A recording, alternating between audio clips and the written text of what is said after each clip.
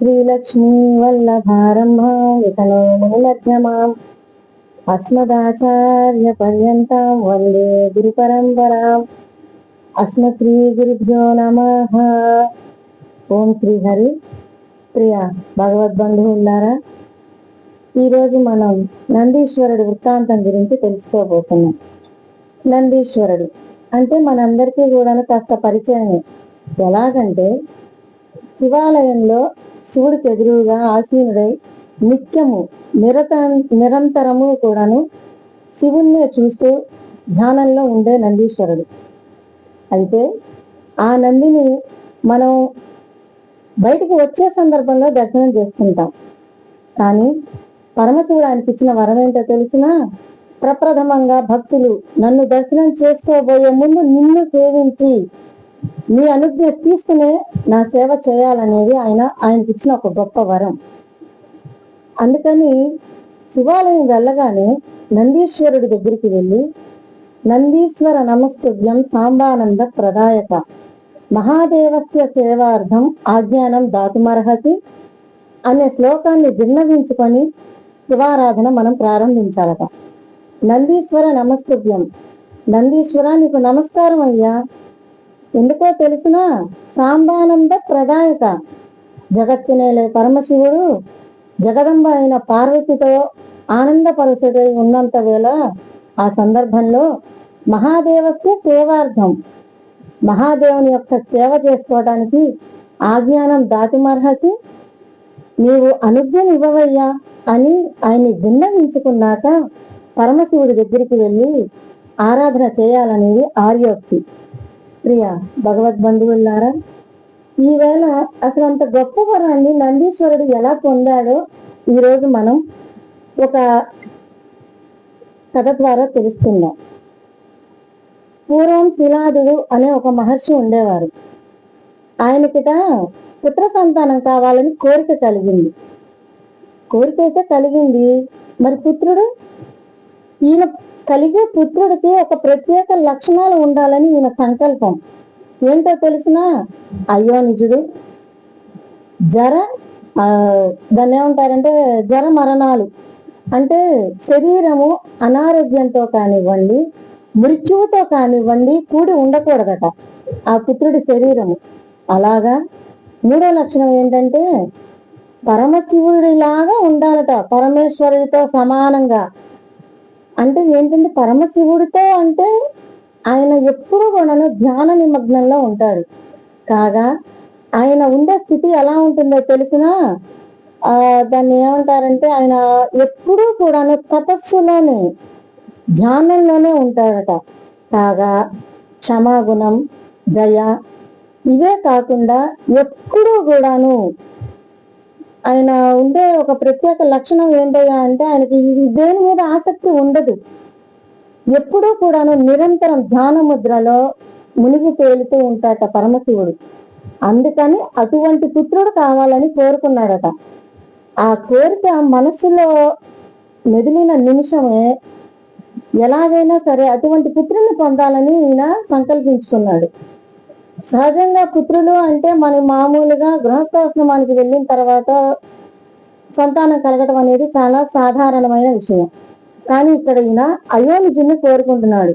అయోనిజుడు అంటే స్త్రీ గర్భవాసాన 9 మాసాలు ఉండి ప్రసవ వేదనతో జన్మనిచ్చే స్త్రీ దగ్గర నుంచి ఉద్భవించని పుత్రుణ్ణి ఈయన కోరుకుంటున్నాడు. వారిని అయోనిజులు అంటారు. అంటే ఈ అయోనిజులు ఎట్లా ఉద్భవిస్తారు అంటే తపస్సు ద్వారా కానివ్వండి, ఒక మహాయజ్ఞం ద్వారా కానివ్వండి, దైవ అనుగ్రహంతో జన్మించే వాళ్ళని అయోనిజులు అంటారట. అటువంటి అయోనిజుల్ని ఈయన కోరుకున్నాడు. కోరుకుంటే సరిపోదు కదా, దానికి కావాల్సిన సంకల్పం కూడా తీసుకున్నాడు కదా.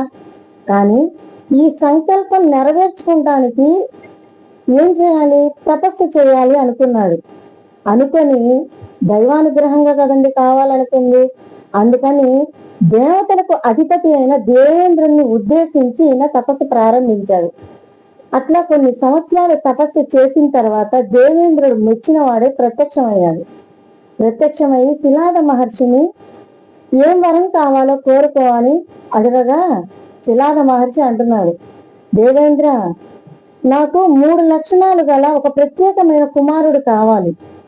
ఎట్లాగో తెలిసిన అయోనిజుడు, జరా మరణాలు లేనివాడు, శివుడితో సమానంగా ఉండే ఒక గొప్ప తేజస్సుతో కూడుకున్న పుత్రుని కావాలయ్యా నాకు అని అడిగాడట ఆయన. అడిగితే దేవేంద్రుడు క్షణకాలం ఆలోచించి ఇలా అన్నాడట, ఏమన్నా తెలిసిన పిలాద మహర్షి, అటువంటి శక్తి నాకు లేదు. ఎందుకంటే పుట్టిన మనిషి గిట్టక తప్పదు. నీవు ఉన్నది మత్స్యలోకంలో, అంతే కదండి. ఆయన ఊర్ధ్వలోకంలోనో పాతాళ లోకంలోనో లేడు. ఇప్పుడు మనం వసిస్తున్న భూమండలం మీద ఉన్నాడు ఆయన. భూమండలంలో జనించిన ఏ జీవికైనా సరే, శరీరంతో ఉద్భవించిన జీవి అంత్యాన శరీరాన్ని విడిచిపెట్టి పరమాత్మని చేరక తప్పదు. కాబట్టి అటువంటి వరాన్ని ఇచ్చే శక్తి నాకు లేదు. కానీ ఒక్కటి మాత్రం దోవ ఉన్నది, అది చెప్తాను అని చెప్పి ఇలా అంటున్నాడట. ఏమని అంటే, ఆరాధయ మహాదేవం తత్పుత్ర వినికామ్యయ సర్వేశ్వరో మహాశక్తః సతే పుత్రం ప్రధాస్యతి. ఆధారే మహాదేవ, ఈ జగత్తు మొత్తానికి కూడాను ఆధారభూతుడైన వాడు మహాదేవుడు.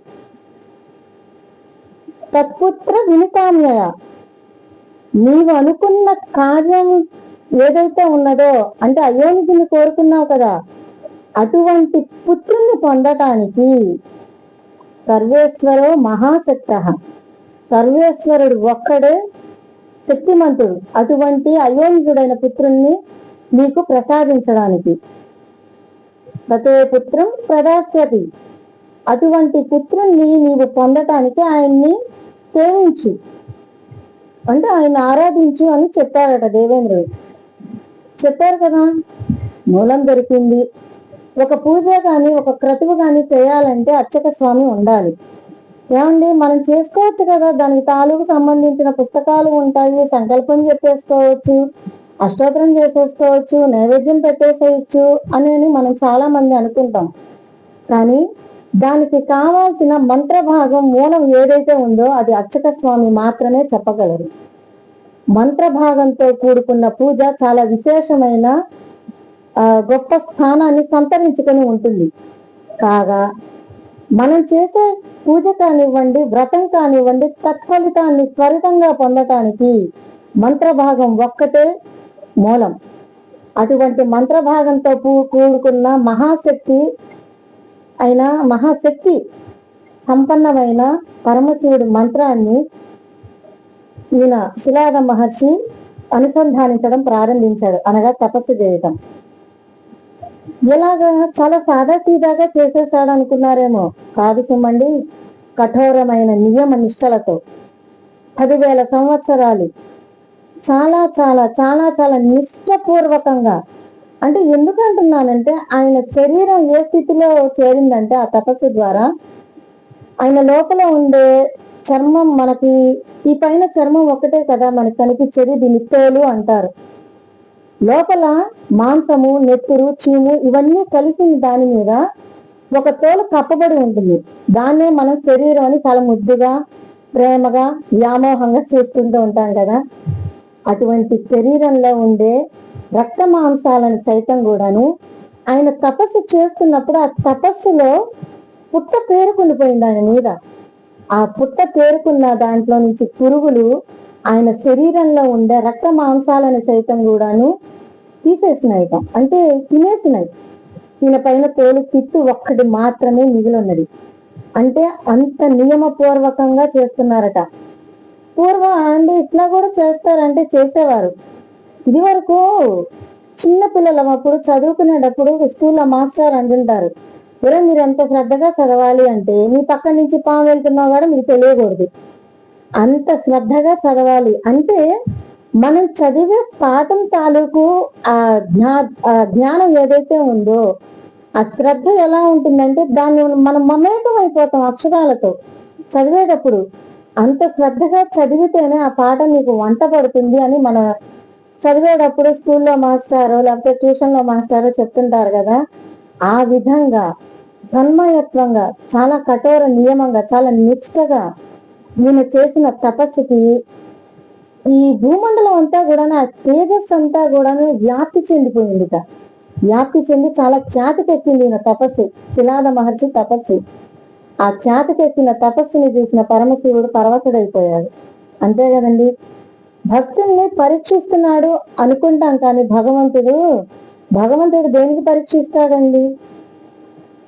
ఈ జీవి నన్ను ఆరాధిస్తున్నాడంటే అంత తేలిగ్గా ఆరాధించేస్తున్నాడా అని కాదు, అంత తేలిగ్గా వీడికి వరం ఇచ్చేయాలా అనేది కాదు. మనలో ఉండే శ్రద్ధ, భక్తి, నియమ నిబంధన, దానికి తోడు ఒక నిగ్రహ శక్తి, మనం దేన్ని కూడాను ఎంత కష్టం వచ్చినా కూడా కృంగిపోకుండా, నేను నమ్ముకున్న నా దైవం ఉంది, నేను తీసుకున్న నా సంకల్పం ఉంది అనేది ఒక దృఢ నిశ్చయంగా నిలబడగలిగినప్పుడే భగవంతుడు కూడా తోడవుతాట. ఇది నేను చెప్పింది కాదండి, వేదాలు పురాణాల దగ్గర నుంచి కూడాను వస్తున్నది. కాకపోతే మనకి ఒక గ్రహింపు శక్తి అనేది చాలా తక్కువగా ఉంటుంది, కాబట్టి అది మనం గ్రహించలేం. పరీక్ష పెట్టాడు భగవంతుడు అంటే నువ్వు ఆ భగవంతుడికి దగ్గరగా ఉన్నావనే లెక్క. దగ్గరగా ఉంటేనేనండి భగవంతుడు పరీక్షలు పెట్టేది. దూరంగా ఉంటే కానీరా నీ పని నువ్వు చేసేసుకో అంటాడే తప్ప పరీక్షలు పెట్టడు. పరీక్ష పెట్టాడు అంటే నువ్వు భగవంతుడి పాదాల దగ్గర నిశ్చలంగా నిర్భయంగా ఉన్నావనేది లెక్క. అలాగా ఈ శిలాద మహర్షిని కరుణించడానికి పరమశివుడు సాక్షాత్తు పార్వతీదేవిని తీసుకున్నవాడే భూలోకానికి ప్రత్యక్షమై మరి వరం ఇయ్యాలి కదా, అంత తపస్సు చేశాడు కదా, మరి బిడ్డ అంత తపస్సు చేస్తుంటే వరం ఇయ్యాలి కదా. అందుకని శిలాద మహర్షిని పిలిచాడు. ఈయన శిలాద అని. ఈయన ఉలకటం లేదు, పలకటం లేదు, ఆయన మనస్సు నిమగ్నం అయిపోయింది ధ్యానంలో. కాబట్టి పరమశివుడే పలకరిస్తున్నా కూడా ఆయన చెవిని బుద్ధిని చేరలేదు ఆ మాట, ఆ ధ్వని. అనేటప్పటికీ శివుడే స్వయంగా ఆయన స్వహస్తాలతో ఆయన తట్టి లేపవలసి వచ్చిన పరిస్థితి ఏర్పడింది శివుడికి. అలా తట్టి లేపే సందర్భంలో ఈ శివుడి చెయ్యి అంటే ఆయన స్పర్శ ఎప్పుడైతే శిలాద మహర్షి శరీరాన్ని స్పృశించిందో ఆ నిమిషమే నిర్జీవం అయిపోయిన ఆయన శరీరం, అంటే నిర్జీవము అంటే తపస్సు తేజస్సుతో వెలిగిపోతోంది, కానీ తోలు తిట్టు ఒక్కటే కదండి ఉన్నది. మన మనుషులకు ఉండే రూపు లేదు ఆయనకి. ఆ రూపుని సంతరించుకున్నవాడై మహా తేజవంతుడై ఇది వరకుటి కంటే కూడాను రెండింతల తేజస్సుతో వెలిగిపోతూ పరమశివుణ్ణి చాలా ఆనందంగా చూసుకొని నమస్కారం చేసి ఆయన్ని స్తుతించి ఇలా వేడుకున్నట్ట, పరమేశ్వర నాకు ఎంతో సంతోషంగా ఉంది నీ దర్శన భాగ్యం కలిగినందుకు అన్నారట. అది సరేనయ్యా, ఇంత కఠోర పరీక్ష అంటే ఇంత కఠోరమైన తపస్సు దేనికి చేస్తున్నావు, దేని గురించి చేస్తున్నావు అని అడిగాట పరమశివుడు. అందుకు శిలాద మహర్షి ఇలా అన్నట, స్వామి నాకు ఒక పుత్రుడు కావాలి, ఆ పుత్రుడికి 3 లక్షణాలు ఉండాలి. ఏమిటయ్యా అవి? అయోనిజుడై ఉండాలి స్వామి, అయోనిజుడై ఉండాలి. రెండోది జర మరణాలు అనేవి ఉండకూడదు, అంటే మరణం అనేది ఉండకూడదు. ఈ జ్వరాలు, తలకాయ నొప్పులు, జలుబులు, ఈ ఒళ్ళు నొప్పులు ఇలాంటివి ఉండవు అన్నమాట. జర మరణాలు అంటే అది అర్థం. జర అంటే శరీరానికి కలిగే ఒక శారీరక బాధ, అది ఉండకూడదు. మృత్యు అనేది ఉండకూడదు. ఇంకోటి మూడోది ఏంటిదో తెలిసిన, నీతో సమానుడై ఉండాలి, నీలాగానే ఉండాలి ముమ్మూర్తుల. ఈ 3 లక్షణాలు కలిగిన పుత్రుని నాకు వరంగా ప్రసాదించండి స్వామి అన్నాడు. ఆహా, అంటే ఈ జగత్తు మొత్తానికి తండ్రిని నేను, అయితే నీవు నాకు తండ్రిది కాగలవు, ఇదే నా వరం అని చెప్పి ఆయన వరం ఇచ్చి కైలాసానికి వెళ్ళిపోతాడు. వరాన్ని పొందిన శిలాద మహర్షికి చాలా సంతోషం వేసింది. అంతే కదండి, కష్టపడ్డాం, ఫలితాన్ని పొందాం. ఆ పొందినప్పుడు అది పొందే సమయంలో ఇంకో చిన్న క్రతువు చేయాల్సి ఉంటుంది కదా. ఈయన దైవానుగ్రహంగా పొందాలనుకున్నాడు. ఆ దైవానుగ్రహంగా పొందే తరుణంలో ఈయన పరమశివుణ్ణి ధ్యానించి వరాన్ని అయితే తీసుకున్నాడు. కానీ పుత్రుడు ఎలా కావాలి? ఈయన సోమయాగాన్ని చేయాలని సంకల్పించుకున్నాడు. అంత గొప్ప యాగాన్ని చేస్తే అందులో నుంచే తనయుడు ఉద్భవిస్తాడని ఈయన ఆలోచన. అదే విషయాన్ని ఆయన తండ్రులకు మిగతా మహర్షులకు చెప్పి వాళ్ళతో కూడుకొని ఒక గొప్ప వనంలో ఒక యజ్ఞకుండాన్ని ఏర్పాటు చేసుకుని సోమయాగాన్ని ప్రారంభించాడు ఈయన. ఆ సోమయాగాన్ని చాలా భక్తి శ్రద్ధలతో నిర్వర్తిస్తున్న తరుణంలో కొద్ది సమయానికి అందులో నుంచి ఒక తేజవంతమైన బాలుడు ఉద్భవించాడట. ఆ బాలుడు ఎలా ఉన్నాడో తెలిసిన చతుర్భుజాలు, త్రిశూలధారి, జటామకుటము, త్రినేత్రుడు.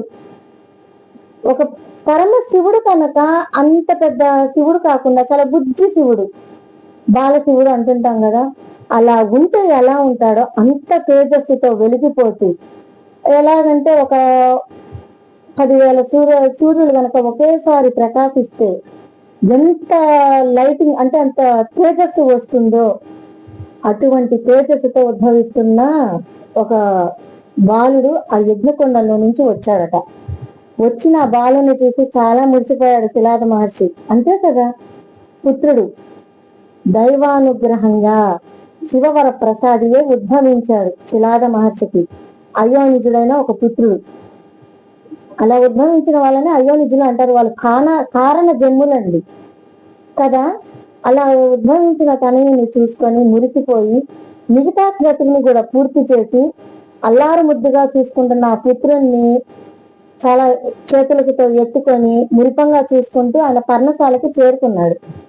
చేరుకున్న తరుణంలో వెంటనే ఆ శిశువు ఇది వరకు అంటే ఇప్పుడు ఉద్భవించగానే ఎలా ఉన్నాడు, చతుర్భుజధారుడు, త్రినేత్రుడు, త్రిశూలధారి, జటామకుడధారి ఉద్భవించిన పిల్లవాడు ఈయన పర్ణశాలకు ఎప్పుడైతే చేరబోతున్నాడో ఆ సమయంలో మామూలు పిల్లవాడు ఎలా ఉంటాడో, మామూలు మనుషులు ఎలా ఉంటారండి, 2 కాళ్ళు 2 చేతులు నార్మల్ గా ఉంటారు కదా, అలా ఉన్న శిశువుగా మారిపోయాడట. అంత ముద్దుగా చూసుకుంటున్న కుమారుడికి నామకరణోత్సవాది కార్యక్రమాలు చేశాడు. ఆ పిల్లవాడికి నంది అని పేరు పెట్టుకున్నాడు. నంది నంది అని ఎందుకు పెట్టాడు ప్రత్యేకించి? ఇంకా ఏ పేరైనా పెట్టచ్చు కదా అంటే, నంది అని పేరు పెట్టడానికి ఒక కారణం ఉంది శిలాద మహర్షి దగ్గర. ఎందుకంటే సహజంగా మన ఇళ్లలో పుత్రులు పుట్టాలి అనేది చాలా మంది అనుకుంటూ ఉంటారు, పుత్ర సంతానం కావాలి అని. పుత్ర సంతానం కలగటం వల్లట ఆ ఇంట్లో ఉండే తండ్రికి చాలా ఆనందం కలుగుతుందిట. ఎందుకంటే పుత్రుడి వల్ల తండ్రి పుట్టంగానే కావచ్చు, పేరు ప్రఖ్యాతులు పొందినప్పుడు కావచ్చు, లేదా ఈ తండ్రి కష్టకాలంలో ఉన్నప్పుడు చాలా ఆప్యాయంగా హత్తుకున్నప్పుడు, ఆ కొడుకు హత్తుకున్నప్పుడు ఆ తెలియని ఒక ఆనందం కలుగుతుంది ఆ తండ్రికి. ఆ తండ్రి ఆనందాన్ని అనుభవించేది ఆ తండ్రికి ఒక్కడికే ఉంటుంది. చూసే మనకు అర్థం కాకపోవచ్చు బహుశా, అటువంటి ఆనందాన్ని పొందుతున్నాడు కాబట్టి అటువంటి పుత్రులందరూ కూడాను నందనులుట, నందులే అందరూ కూడాను నంది. దేనికి అంటే నంది అనేది పుత్రుడి వల్ల ఏ తండ్రి అయితే సంతోషాన్ని పొందుతున్నాడో అటువంటి పుత్రులందరూ కూడాను నందులేనండి. నందనుడు అంటారట, అందుకనే నంది అని పేరు పెట్టుకున్నాడు.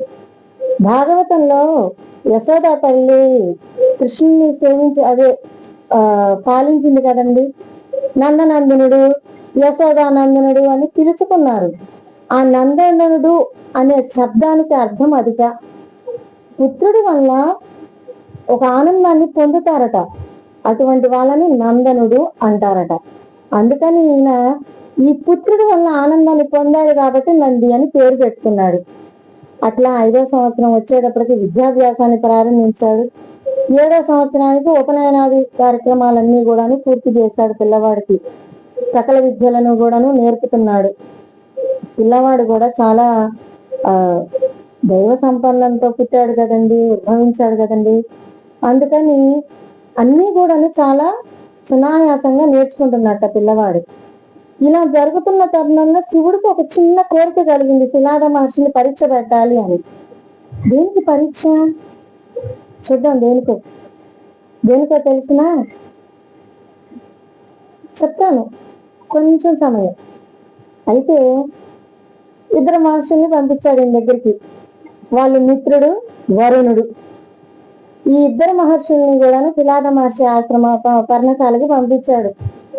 పంపించి ఈయన వినోదం చూస్తున్నాడు పైన. ఈ భూలోకంలో ఏం జరుగుతోంది?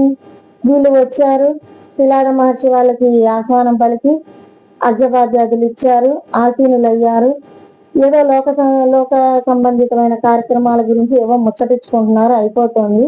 ఈ పిల్లవాడిని చూశారు ఇద్దరు మహర్షులు కూడాను. చూసి ఇలా అన్నారట శిలాద మహర్షితో, ఏమని? మహర్షి, ఈ పిల్లవాడి ఆయుర్దాయం సంవత్సర కాలమే ఉన్నది, ఈతడు అల్పాయుష్కుడు అని చెప్పారు. వాళ్ళు అక్కడి నుంచి నిష్క్రమించారు. అంటే వాళ్ళ పనుల మీద వాళ్ళు బయటికి వెళ్ళిపోయారు, ఇంకా వాళ్ళ లోకానికి. వెళ్ళిన తర్వాత ఈ శిలాద మహర్షికి ఆ మాట వినగానే పిడుగు పట్టంత పని అయింది. ఎందుకంటే లేక లేక కలిగాడు వరప్రసాది. 1 సంవత్సర కాలం ఆయుర్దాయం అంటే మరి బాధ కలుగుతుంది కదా. ఈయన విలపించడం ప్రారంభించాడు, ఆందోళన పడుతున్నాడు, చాలా విచారిస్తున్నాడు. ఈయనేమో వినోదం చూస్తున్నాడు పైన. ఎందుకండి అంత పరీక్ష అంటే, సాక్షాత్తు పరమశివుడే మృత్యువు లేని పిల్లాడు పుడతాడని వరం ఇచ్చేశాడు కదా. మరి ఈయన ఎందుకు, వాళ్ళు మృత్యువు అనగానే ఈయన ఎందుకు భీత పడుతున్నాడు అంటే, పుత్ర వాత్సల్యం ఆ స్థాయిలో ఉందండి ఆయనకి. ఎవరైనా సరే పుత్రులు కలిగినప్పుడు కానీ, పుత్రులే కాదు పుత్రికైనా సరే కలిగినప్పుడు వాళ్ళ ఆయుర్దాయం, వాళ్ళ అల్పాయుష్టులు అని తెలిసినప్పుడు వీళ్ళ మనస్సు చాలా విలపిస్తుంది. దశరథ మహారాజు కూడా చెప్పారు కదా, విష్ణు వంశలోని పిల్లాడే పుడతాడని చెప్పారు. మరి విశ్వామిత్రునితో పంపిమంటే ఆయన ఎట్లా విలపించాడు, ఈయన కూడా అలాగే విలపిస్తున్నాడు.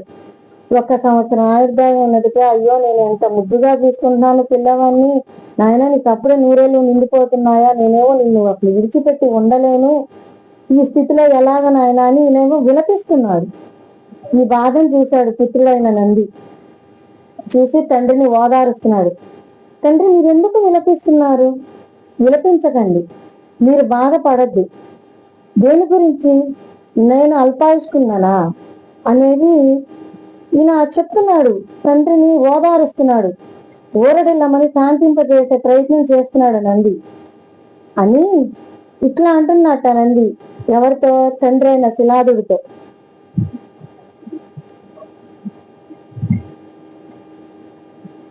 వేతాత తపసా మృత్యుం పంచయిష్యేన విద్యయా మహాదేవస్య భజనాత్ మృత్యం చేష్యామి నాణ్యదా. వేతాత తపసం మృత్యం, ఏ తపస్సు నాకు రాదు తండ్రి, కాగా సంచయిష్యేన విద్య, నాకు ఎటువంటి విద్య కూడా రాదు. మహాదేవస్య భజన, పరమశివుణ్ణి భజన చేస్తాను తండ్రి. మృత్యం చేశామి నాణ్యదా, మృత్యు అనేది లేకుండా నేను తిరిగి వస్తాను తండ్రి అని చెప్పాడు. ఎందుకన్నాడు నంది నాకు ఏ విద్య రాదు, ఏ తపస్సు రాదు అని అంటే, తండ్రి ఆ బాధలో కొడుకుతో అంటున్నట్ట నందితో, నాయన నువ్వు మృత్యువు లేకుండా వస్తానని అంటున్నావు, నీకు ఏ తపస్సు తెలుసు, ఏ విద్య ద్వారా నువ్వు అట్లా సంపాదిస్తావు ఆ వరాన్ని, కాగా నువ్వు ఏం చేస్తావు, ఏం చెయ్యగలవు, చిన్న పిల్లాడివి కదా అని ఈయన బాధపడుతుంటే ఈ మాటలు చెప్పాట నంది. నాకు ఏ విద్య రాదు, ఏ తపస్సు తెలియదు, కానీ జనక నేను మహాదేవుణ్ణి భజిస్తాను, ఆ భజన ద్వారానే మృత్యు అనేది లేని వరాన్ని పొంది వస్తాను అని ప్రతిజ్ఞ పూర్వకంగా చెప్పాడట తండ్రికి. చూడండి ఎంత ధైర్యం చెప్తున్నాడు, 7 సంవత్సరాల పసిబాలుడు కదా. తండ్రికి ఇంకేం కావాలంటే ఆ ధైర్యం తప్పితే. ఊరడించాడు. తండ్రికి ప్రదక్షిణ చేసి నమస్కారం చేసుకుని శివుణ్ణి ధ్యానించడానికి వనానికి వెళ్ళిపోయాడు. ఆ వనానికి వెళ్ళి పరమశివుణ్ణి చాలా భక్తిపూర్వకంగా ధ్యానిస్తూ ఎంత సమయం గడిపాడో, ఎన్ని సంవత్సరాలు గడిపాడో ఆ నందికే తెలియదు. కొన్నాళ్ళకి పరమశివుడు ప్రత్యక్షమయ్యాడు కరుణించి. నంది నంది అని పిలిచాడు. కన్నులు తెరిచిన ఆ నంది పరమశివుణ్ణి చూడంగానే ఆనందోత్సాహంతో పరమశివుడు పాదాల మీద పడి ఆయనకి నమస్కారం చేసుకుంటున్నాడు భక్తిపూర్వకంగా. ఆ సమయంలో నంది కళ్ళ నుంచి కన్నీరు జాలువారి శివుడి పాదాల మీద పడిందిట. పసిపిల్లలు దైవంతో సమానం అనేది మనకి నానుడి కదా. అటువంటి పిల్లవాడు భక్తిగా, స్వార్థం అనేది లేదండి, తండ్రిని సంతోష పెట్టాలి అనే ఒక్క ఆలోచన తప్ప తనకి తానుగా ఏది కోరుకోకుండా నిస్వార్థంగా చేసిన తపస్సు అది. అందుకు మెచ్చాడు శివుడు. మెచ్చిన వాడే శివుడు నందికి ఏ వరం కావాలని ఆయన నువ్వు ఇంత తపస్సు చేస్తున్నావు అని అంటాడు. శివ, నా తండ్రి బాధపడుతున్నాడయ్యా, నేను అది చూడలేకపోతున్నాను అంటాడు. నీ తండ్రి బాధపడటానికి అసలు ఎందుకయ్యా బాధపడటం? ఆయన ఇదంతా నేను చేస్తున్న లీలా వినోదం. నేను పరీక్ష పెట్టదలిచి నేను పంపగా వచ్చారు ఆ మునులు ఇద్దరూ కూడాను. నీకు మరణం ఎక్కడ ఉన్నది? నువ్వు నాతో సమానుడివి. ఏంటి, నీకు మృత్యు అనేది లేదు. నీ తండ్రికి ఉన్న పుత్ర వాత్సల్యాన్ని కాస్త తగ్గించడానికి ఈ ప్రయత్నం చేశాను, అంతే కదా. ఈయన కారణ జన్ముడు. మరి పుత్ర వాత్సల్యంతో ఆయన ఆలింగనం చేసుకుని అక్కడే ఉంచేసుకుంటే ఎలాగా? లోకానికి ఒక మహాపురుషుడు పరిచయం ఎలా అవుతుంది?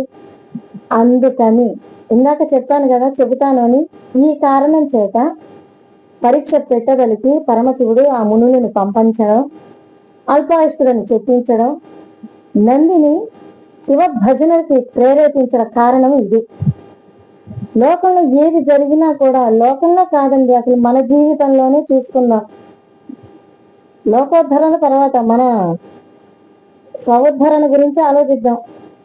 మన జీవితంలో ఏదన్నా దుస్సంఘటనలు కానివ్వండి, మంచి సంఘటనలు జరిగితే చాలా సంతోషిస్తాం, అదేం పెద్ద విషయం కాదు. కానీ కొన్ని దుస్సంఘటనలు జరుగుతాయి. ప్రయాణం అవుతున్నప్పుడు ఆగిపోవటము, జరగాల్సిన క్రతువు ఆగిపోవటము, ఇలాంటివి జరుగుతూ ఉంటాయి. వాటిని విచారించాల్సినంత అవసరం లేదండి. అది ఏదో కారణం ఉంటేనే అదేదో జరిగింది, ఆగిపోయింది అని ఒక పాజిటివ్ థాట్స్ అంటారు కదా, అది మనం అవలంబించుకుంటే మన జీవితం చాలా సంతోషదాయకంగా ఉంటుంది. అట్లాగే ఈయన ఒక పుత్ర వాత్సల్యాన్ని మరిపించటానికి నందికి అటువంటి శిలాద మహర్షికి అటువంటి బాధని కలిగించాడు శివుడు. అలా కలిగించాక నందీశ్వరుణ్ణి చాలా మెచ్చుకోలుగా చూసుకుని పరమశివుడు, నువ్వు చేసిన తపస్సుకి నేను ఒక వరం ఇవ్వదలిచాను, మరణం సంభవించదని చెప్పేశాడు. ఇంకా నేనేం చేయాలి? నిన్ను నా పుత్రుల్లో ఒకడిగా చూసుకుంటాను, అంతే కదా. నా పుత్రుల్లో ఒకడిగా చూసుకుంటాడు. నా గణాలన్నిటికీ కూడాను అధ్యక్షుడిని చేసుకుంటాను. నువ్వే దాన్ని ఏమంటారు, అధ్యక్షుడివి గణాలన్నిటికీ కూడాను అని చెప్పి పార్వతీదేవి పక్కనే ఉన్నది, ఆమెతో కూడా చెప్తున్నాడు. పార్వతి, ఇక నుంచి మన గణాలన్నిటికీ కూడాను అధ్యక్షుడిగా నందిని నియమిస్తున్నాను, నువ్వేమంటావని అడిగాడు పార్వతీదేవిని. ఆమె కూడా చూడండి ఏమన్నదో, నంది నా పుత్ర సమానుడు. అంటే ఇప్పుడు గణపతి సుబ్రహ్మణ్యుడు ఎలాగైతే నాకు తనయులో, వారితో పాటు ఈ నంది కూడా నా ప్రియపుత్రుడే అని అనగానే శివుడు పరవశించిపోయి, మరి అధ్యక్ష పదవి ఇవ్వాలంటే కాస్త ఏదో పంచగంగతో ఏదో అభిషేకం లాంటివి ఉంటాయి కదా. ఆ క్రమంలో ఈయన జటని ఒకదాన్ని తీసి పిండుతాడు. పిండినప్పుడు అందులో నుంచి కొంత నీరు ప్రవహిస్తూ ఉంటుంది. ఈ నందీశ్వరుడి చరిత్రలో గొప్ప విశేషకరమైన ఘట్టం ఇదొక్కటేనండి. అంటే ఇదొక్కటే అంటే ఇది చాలా ప్రత్యేకం. నందీశ్వరుడి చరిత్ర మొత్తం ప్రత్యేకమే. కానీ ఈయన అభిషేకం జరిగేటప్పుడు పంచనదులు ఉద్భవించినాయి. ఇది గొప్ప ప్రత్యేకమైన విశేషకరమైన ఘట్టం అండి ఇదొక్కటి కూడాను. ఎందుకంటున్నానంటే, ఇంత గట్టిగా ఎందుకంటున్నానంటే చెప్తాను, మీకు తెలుస్తుంది, అర్థమైంది వింటూ ఉంటే. ఈయన 5 నదులు ప్రవహించినాయని చెప్తాను కదా, 5 నదుల పేర్లు చెప్తాను ముందు మీకు. 1 జటోదక, 2 తిస్రోత, 3 వృషధ్వని, 4 జంబూ నది, 5వది స్వర్ణోదక. జటోదక, త్రిస్రోత, వృషధ్వని, జంబూ నది, స్వర్ణోదక, ఈ పంచనదులు ఉద్భవించాయట. అదే గొప్ప విశేషం. ఎందుకంటే ఈ పంచనదుల్లో స్నానం చెయ్యకపోయినా కూడాను శివ దర్శనార్థమై వెళ్ళినప్పుడు ఈ పంచనదుల పేర్లు ఆ శివుడి ఆధ్వర్యంలో అంటే శివాలయం వెళ్ళినప్పుడు ఆయన దర్శనం చేసుకునే సందర్భంలో స్మరించిన మాత్రం చేత శివ సాన్నిధ్యాన్ని పొందుతారనేది ఆర్యోక్తి. స్వయంగా పురాణంలోనే లిఖించబడ్డ ఒక విషయం. అందుకని ఇంత ప్రత్యేకంగా చెప్పగలుగుతున్నాను, అంటే మీరు తెలుసుకుంటారని. అయితే ఇవి ఎలా ఉద్భవించాయో తెలుసుకుందాం ఇప్పుడు. ఈయన శివుడి జట గనక తీసి పిండినప్పుడు కొంత నీరు ప్రవహిస్తోంది అన్నాను కదా. ఈ జట నుంచి ఉద్భవించిన ధార కాబట్టి జటోదక అని పేరు వచ్చింది. ఆ నీటితో శివుడు అభిషేకం చేశాడు నందీశ్వరుడికి. పార్వతీదేవిని కూడా చేయమన్నాడు. పార్వతీదేవిని చేయమంటే ఆమె మనస్సులో సంకల్పం చేసుకుని చెయ్యిని ఎప్పుడైతే ఇలా అన్నదో ఆ సందర్భంలో 3 ధారలుగా పాలధారలు ప్రవహించాయట నదిలాగా. 3 ధారలుగా ప్రవహించిన నది కాబట్టి త్రిశ్రాత అయింది. ఈ పాలతో ఈమె అభిషేకం చేసింది నందీశ్వరుడికి. సాక్షాత్తు లోకారాధ్యుడైన తండ్రి అయిన శివుడు, తల్లి అయిన పార్వతీదేవి ఈయన అభిషేకం చేస్తున్నప్పుడు ఆనంద పరవశుడైన నంది ఒక కేక వేశారు, అంటే అరిచారు. ఆ అరుపు ఎలా ఉందంటే వృషభం కనుక అరిస్తే ఎలా ఉంటుందో ఆ అరుపులు వచ్చినాయి. ఆయన ఆ ధ్వనిలో నుంచి ఒక నీటి బొగ్గ ఏర్పడింది. ధ్వనిలో నుంచి అండి, అరుపులో నుంచి కాదు. అరుపు అంటే స్వరం, స్వరం కాదు. ఆ ధ్వనిలో నుంచి, అంటే స్వరం అంటే ఇది గొంతు, ధ్వని అంటే సౌండ్ అంటాం కదా, అది ఆ ధ్వనిలో నుంచి ఉద్భవించిందిట. ఆ ధ్వని వృషభం లాగా అరిచిన ధ్వనిలో నుంచి ఉద్భవించింది కాబట్టి ఆ నదిని వృషధ్వని అని. జంబూ నది అంటే ఈయన తల మీద స్వర్ణ కిరీటం ఉన్నది పరమశివుడి తల మీద. ఆ కిరీటాన్ని తీసి నందికి పెడుతున్న తరుణంలో ఆ కిరీటానికి జటకి మధ్యలో ఉన్న కొంత నీరు కూడా ఈయన అభిషేకం చేసింది ఆ నందిని. అందుకని అది జంబూ నదిగా. ఇక్కడ ఈ భూలోకంలో ఒక పర్వతం, ఒక పవిత్రమైన నదులు ప్రవహించడానికి కారణభూతుడయ్యాడు ఎవరు? నందుడు. ఇటువంటి ఘట్టాన్ని చూస్తున్న మేఘమండలంతా కూడాను ఆనందంతో, ఏంటండి చాలా ఆనందంతో చల్లటిగా తీయగా ఉండే కొంత వర్షధారని ఒక ప్రవాహంగా వదిలిందిట ఆకాశం నుండి మేఘమండలం. ఆ నదిని స్వర్ణోదక అని పేరు వచ్చింది. ఈ పంచనదులు కూడాను శివ సాన్నిధ్యంలో ఉన్నప్పుడు స్మరిస్తే కైలాసాన్ని చేరుకుంటారనేది పురాణ ఇతిహాసాల్లో చెప్పబడింది. అటువంటి పంచ పుణ్య నదులకి ఆవిర్భావానికి కారణభూతుడైనాడు నంది. అలా చేసిన తర్వాత, అభిషేకం చేసిన తర్వాత స్వయంగా శివుడి కంఠాహారం అంటే తామర పూల హారాన్ని ఆయన అలంకరించుకుని ఉన్నాడు. ఆ తరుణంలో ఆ కంఠాహారాన్ని ఉన్న తామర మాల ఏదైతే ఉందో ఆ మాలని నంది మెడలో వేయగానే నందీశ్వరుడు దశభుజధారుడు, త్రిశూలధారి, త్రినేత్రుడు జటలతో ముమ్మూర్తుల పరమశివుడి వలె తేజోమయంగా వెలిగిపోతున్నట్ట. ఈ దృశ్యాన్నంతా కూడాను దేవతలందరూ కూడాను సందర్శిస్తున్నారు. ఆ సందర్శిస్తున్న దేవతలకు అనుమానం కలిగిందిట, వీరిలో శివుడు ఎవరు, ఈయన లేకపోతే ఆయన అనే ఒక అనుమానం వచ్చిందిట. అనుకున్నాడు కదా శిలాద మహర్షి, మన సంకల్పం ఏంటి? ముమ్మూర్తిలో శివుడు లాగానే ఉండాలి అనేది ఈయన సంకల్పం. ఆ సంకల్ప సిద్ధి కోసం చేసిన తపస్సు తాలూకు ఫలితం ఊరికినే పోతుందా? ఇంకో శివుడు లాగానే ప్రత్యక్షమయ్యాట నంది కూడాను. అలా చూసుకున్న వాళ్ళు చాలా చాలా మురిసిపోయాట. శివుడు పార్వతి కూడాను మురిసిపోయిన వాళ్ళే ధనాధ్యక్ష పదవిని ఈయనకి అప్పగిచ్చారు. అప్పగిచ్చిన తర్వాత ఈయనకి మరుద్దులు అనే వాళ్ళ కుమార్తె శ్రీయస ఆమె పేరు. ఆ శ్రీయస అనే ఆమెను ఇచ్చి వివాహం చేసి చాలా ఆనందోత్సాహంగా ఆ వివాహం జరిగింది. వివాహం జరిగిన తర్వాత నవవధువుని వరుడు వధువుని ఇద్దరిని కూడాను దీవించడానికి శ్రీమన్నారాయణుడు, బ్రహ్మదేవుడు, సకల దేవతలు కూడాను వచ్చి ఆశీర్వదించారట. ఆశీర్వదించిన తర్వాత ముమ్మూర్తుల శివుడిలా ఉన్న నందీశ్వరుణ్ణి చూసి మెచ్చిన శ్రీమన్నారాయణుడు బ్రహ్మదేవుడు ఈయనకి కొన్ని వాటిని ఏమంటారు, అస్త్రాలు ఇవి ఉంటాయి కదా, యుద్ధానికి ఉపకరించే కొన్ని ఆయుధాలని వరంగా ఇచ్చారట. ఎవరు? శ్రీమన్నారాయణుడు బ్రహ్మ. మిగతా దేవతలు చాలా విలువైన బహుమతులు ఇలాంటివి ఇచ్చారు. ఇచ్చిన తర్వాత అందరి దీవెనలు తీసుకున్న నంది శ్రేయస దంపతులు పార్వతీ పరమేశ్వరుని కూడా ఆశీర్వదించమని అడగ్గా, పార్వతీ పరమేశ్వరులు ఇద్దరూ కూడాను మీకు ఏదన్నా వరం కావాలంటే కోరుకోండి, వరం ఇవ్వాలనుంది అని అడుగుతారు.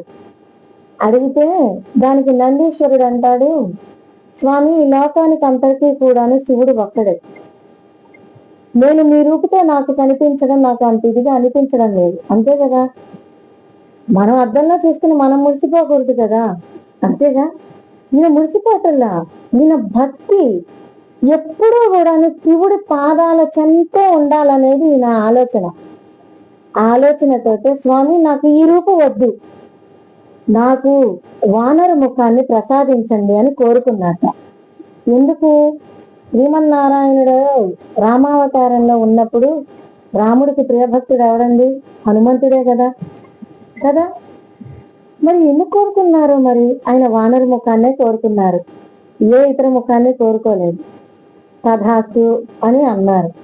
అన్నాక ఇంకా ఈయనంతటా ఈయనే శివుడంతట శివుడే ఇంకో వరాన్ని ప్రసాదించాడు. ఏంటంటే మీ తండ్రి, ఆయన తండ్రి, పితృదేవతలందరూ ఉంటారు కదా, వీళ్ళందరూ కూడాను నా గణాలలో చేరుకున్న వాళ్ళ నా కుటుంబ సభ్యులుగా వెలసిల్లుదురు గాక అని అన్నారు.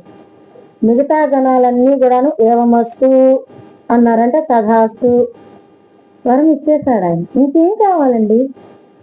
మానవుడిగా జన్మించిన, భూమండలంలో తపస్సు చేసిన, అయోనిజుడైన పుత్రుణ్ణి పొందిన శిరాద మహర్షి కైలాసంలో శివుని గణాధ్యక్షులు, అదే గణాలు ఉంటాయి కదా, వాటిల్లో చేరటం అంటే అంత గొప్ప విషయమో కదా. అటువంటి వరాన్ని పొందాడు. అలాగే పార్వతీదేవి కూడా శ్రేయసకి ఒక గొప్ప వరాన్ని ఇచ్చింది. నీవు నీ భర్త ఎల్ల వేళలా కూడాను మా సాన్నిధ్యంలోనే ఉందరుగాక అన్నది. అన్నాక వీరిద్దరూ కలిసి, అంటే శ్రేయస నంది ఇద్దరూ కూడాను ఒక వరాన్ని కోరారు, ఇద్దరిని, పార్వతీ పరమేశ్వరుని. ఏమని అంటే, తండ్రి మీ పాద సేవ చేసే సమయంలో నాకు ఎటువంటి నిర్లక్ష్యము, అలక్ష్యము, భక్తి లేకుండా ఉండటం, ఇటువంటివి ఏమన్నా వస్తాయేమో, ఇవి రాకుండా చూడండి స్వామి. చూడండి, భక్తిలో కూడా గర్వం ఉంటుంది, నిర్లక్ష్యము ఉంటుంది. అవి రాకుండా ఉండాలని కోరుకున్నాడు. ఈయన స్వార్థానికి ఏది కోరుకోలేదు. అంత భక్తికి ప్రపన్నుడైన శివుడు నందికి ఒక ప్రత్యేకమైన వరాన్ని ఇచ్చాడు. అదే మనం ప్రథమంలో చెప్పుకున్నాం కదా, నందీశ్వర నమస్తుభ్యం సాంబానంద ప్రదాయక మహాదేవస్య సేవార్థం ఆజ్ఞానం దాతు మహర్షి అని. ఆ వరాన్ని ఇచ్చాడండి ఆయనకి. ఎందుకనంటే ఎప్పుడూ కూడాను నువ్వు నా ముందే ఉంటావు, నన్ను ధ్యానిస్తూ నా ముందే, నేను ఎక్కడ ఉంటే అక్కడ నా ముందు ఖచ్చితంగా నువ్వు ఉంటావు. అట్లాగే నన్ను దర్శనం చేసుకోవడానికి ఏ భక్తుడైతే వస్తారో ఆ భక్తులు ప్రప్రథమంగా నీకు దండం పెట్టుకొని, నీ దర్శనం చేసుకొని, నీ ఆజ్ఞ తీసుకునే నా దగ్గరికి రావాలి. అప్పుడే నేను వాళ్ళని కటాక్షిస్తాను. అలా చెయ్యకుండా నేరుగా నా దగ్గరికి వచ్చిన వాళ్ళు ఎవరో నాకు తెలియదు, నేనెవరో వాళ్ళకి తెలియదు, అంతే. ఇటువంటి వరాన్ని పొందాడండి.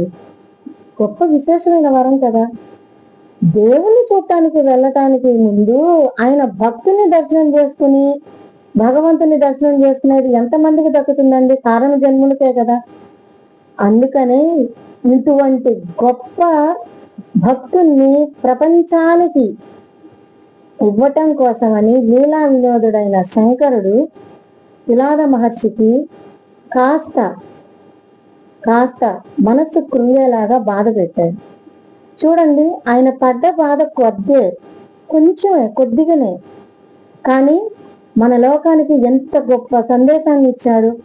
భక్తి అంటే ఎలా ఉండాలి, శ్రద్ధ అంటే ఎలా ఉండాలి? భక్తిలో కూడా స్వార్థం ఉండకూడదు. భక్తిలో కూడా నిర్లక్ష్యం ఉండకూడదు, అలక్ష్యం ఉండకూడదు. రోజు చేసే పూజే కదా, ఇవాళ ఒక అర్ధగంట లేట్ అయితే ఏమవుతుందిట అనేది అలక్ష్యం. నేనే కదా చేస్తున్నాను, నాకంటే గొప్ప భక్తులు ఉన్నారా అనేది గర్వం. ఈ రెండు భగవంతుడి దగ్గర ఉండకూడదు. అలా లేనివాడే నంది. అందుకనే శివుని కైలాసంలో నేరుగా శివుడికి ఎప్పుడు సన్నిహితంగా ఎదురుగా ఉండే గొప్ప వరాన్ని పొందాడు. ప్రియ భగవద్ బంధువులారా, భక్తి కావచ్చు, తపస్సు కావచ్చు, శ్రద్ధ, నిబద్ధత, నిగ్రహ శక్తి మనుష్యులలో ఎప్పుడైతే లోపిస్తాయో అప్పుడు కష్టాలు అనేవి మొదలవుతాయి. అది గ్రహింపుకి రావు, అది జ్ఞాపకం చేసేది భగవంతుడు.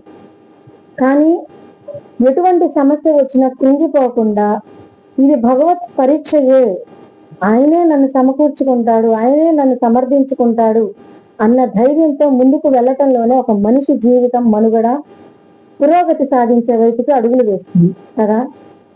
అటువంటిదే మనం కూడా అలవర్చుకోవాలని, ఇటువంటి పుణ్యాత్ముల కథల ద్వారా భక్తి భావన పెంపొందించుకొని మన జీవితంలో వచ్చే చిన్నపాటి ఒడిదుడుకుల్ని కూడాను జయించి విజయాన్ని సాధిస్తూ భగవత ఆరాధనలో నిత్యం కూడాను కొనసాగుతూ ఉండాలని ఈ కథ ద్వారా మీకు తెలియజేస్తూ, ఈ కథని విన్నా చదివినా ఏదైనా కానివ్వండి, నేను చదవలేమండి పోనీ వినండి.